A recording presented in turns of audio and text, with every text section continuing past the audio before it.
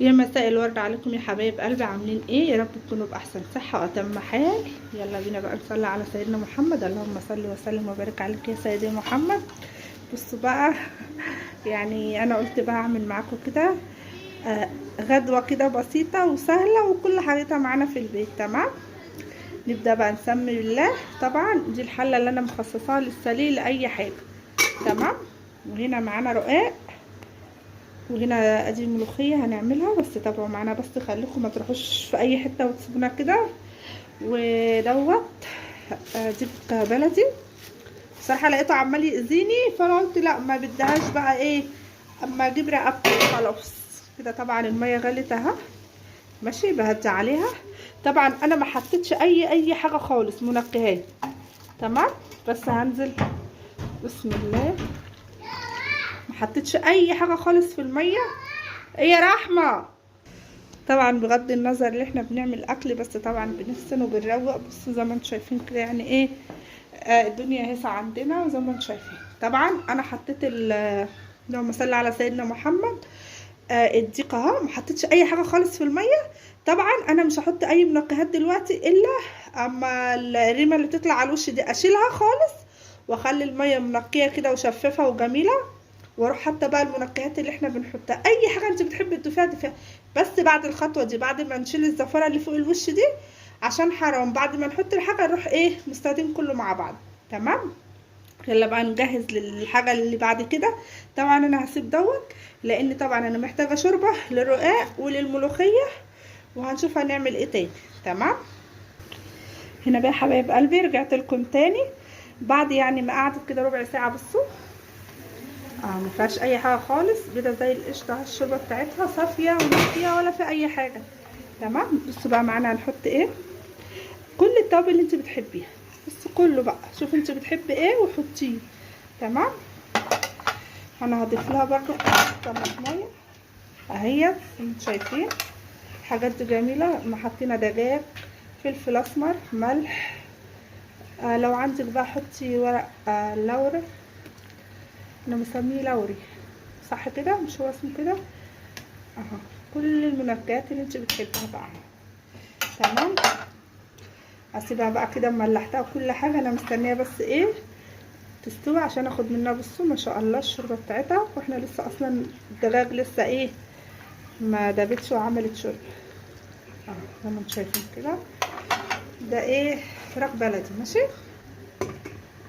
نيجي هنا بقى هنعصج اللحمه، نوسع بس الرقم كده. طبعا انتوا عارفين مقطعه طماطم على فلفل وهنا بصل. تمام، هنقل بس الحاجات ديت عشان ايه نعصج اللحمه كده.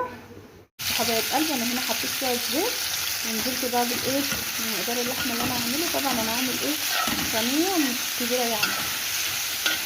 بصوا معصجه كده اهو. ما حطيتش سمنه، حطيت زيت عشان بصراحه ما بحبش اعصج اللحمه بسمنه. هي كده كده اصلا فيها دهون، فبتنزل الدهون دي يعني ما مش ناقصه يعني ايه دهون. تمام اهو. اول بس ما ايه اللون بتاعها يتغير زي ما انتم شايفين كده اهو. انت بقى كده كده اصلا الكميه بتاعتنا ان شاء الله كده هتزيد يعني ايه، ما تقلقيش. واي حاجه عندك مشي بقى وقضي بقى. طبعا انتوا عارفين ان كل حاجه بقت غاليه دلوقتي، بس انت ايه بدك برضك توفري وتكبري. تمام، طبعا نجيب بقى التوابل بتاعتنا زي ما انتم شايفين كده لونها اتغير. بس بقى انا عندي ايه عامله شويه توابل على بعض كده يعني ميكس كده كل التوابل اللي موجوده عندي. تمام اهو حطها. احط ايه تاني؟ بصوا بقى بعديها البصله زي ما انتم شايفين كده برضو. تمام، تقليبه كده تشويحه، شوحه كده بس لما يدبل هننزل ايه بقيه المكونات كده. بصوا البصله دبلت اهي حبايب قلبي. ننزل بقى بالطماطم والفلفل، ايا كان فلفل بقى انت حابه، فلفل الوان، فلفل حامي، فلفل رومي من اللي هو البارد ده اهو، اللي انت حابه حطيه. تمام اهو. بتبقى بقى ايه تتعصر كده مع نفسها. طبعا الفراخ خلاص اهو دخلت على سوا ما شاء الله. بصوا جميله جميله بصراحه والله العظيم تحفه. وانا ما بشجعش الا البلدي، ما بعترفش بالفراخ البيضه دي، بس هي مسكره برضو كما بنربيها وكده. اما انت بتقليها في قلب بيتك بس يا رحمه عشان بصور بتبقى اطعم طبعا واحلى. تمام. بصوا بقى هنا كان ايه عندي خلطه محشي فايده، قلت اما استغلها. طبعا دي الحله اللي هنعمل فيها الملوخيه، ودي الحله بتاعت الايه الشوربه. انا هدفع على كده لان انا اختبرتها لقيتها بصراحه استوت. ناخد بس كده ايه كبشتين كده. بسم الله الرحمن الرحيم. ناخد الخير بتاع الشوربه عشان ايه الباقي هنروح عاملين بالرقاق. طبعا انا مش عايزه ايه ازوده كتير اصلا عشان ايه ده كده لما بيقعد في التلاجة يعتبر مستوي نص سوا. بصوا زي ما انتم شايفين كده. لو عندك بقى معلقه صلصه حطي بس شويه كمان عشان ايه بس كده. تمام تمام. يلا بقى نيجي هنا ايه للملوخيه. بسم الله. معلش عشان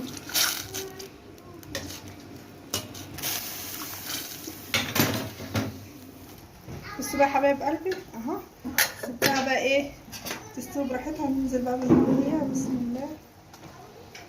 عشان كده اهو الملوخيه بتاعتنا خضرا اصلا لسه فريش جميله زي ما شايفين كده. وهنعمل الرقاق طبعا يعني بس اي حاجه في البيت حطي بيها يعني الحمد لله يعني اكل عظمه على عظمه. مفيش بعد كده بقى ايه ما تقعديش تهزي كده التمر اهو كده. ده بتقلب لا بس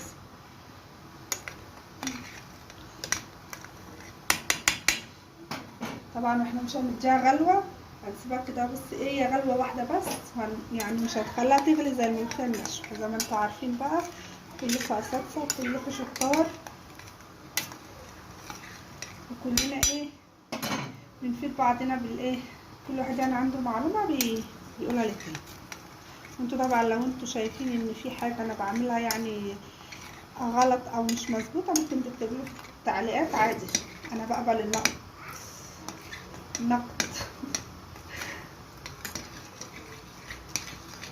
نجيب بقى حاجه الرقاق كده. بصوا بقى يا حبايب قلبي انا قلت اما اعمل بقى صينيه الرقاق وانا قاعده كده اهو. خد الشوربه احط بقى بس ايه حته سمنه كده عشان ايه هنسقي بقى الرقاق. تمام. هنا طبعا اللحمه اللي معصجينها. بصوا ادي بس ايه الصينيه عشان ايه الرقاق ايه يبقى مقرمش كده ولونه ذهبي من تحت.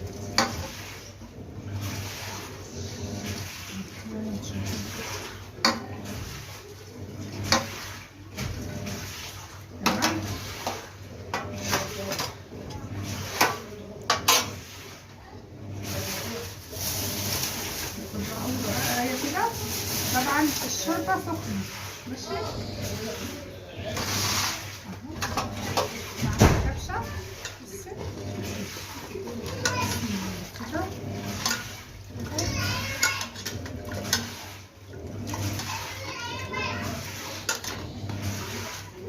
طبعا انا مش صابره. انت لو عايزه تصبري بقى ايه اخلي يعني الشوربه ايه مهوده كده يعني مش سخنه زي ما انت شايفه كده.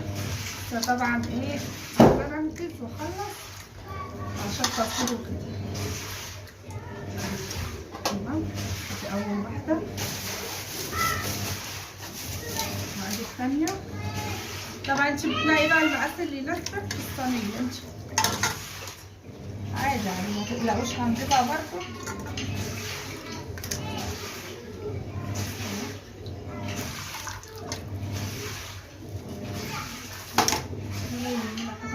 ولا في حاجه حصلت. تمام. زي الجلاش بالظبط بيبقى مفتفت ومقطع واحنا ايه بنسويه.